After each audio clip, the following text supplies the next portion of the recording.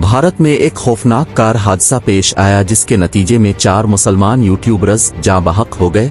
जाँ बहक होने वाले यूट्यूबर्स के नाम लकी चौधरी, सलमान, शाहरुख और शाहनवाज बताए गए।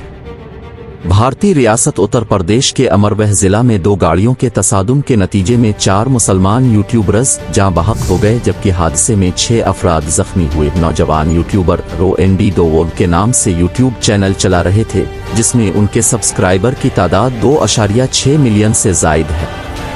मज़कूरा वाक़ये से मुताल्लिक़ पुलिस एहलकार ने बताया कि हादसे में जख्मियों को इलाज के लिए अमरवह डिस्ट्रिक्ट अस्पताल ले जाया गया है, जबकि यूट्यूबर्स की लाशों को पोस्टमार्टम के लिए भेज दिया गया। पुलिस का मजीद कहना था कि हादसे में जाँ बहक होने वाले नौजवान यूट्यूबर्स के अहल खाना को मतला कर दिया गया है।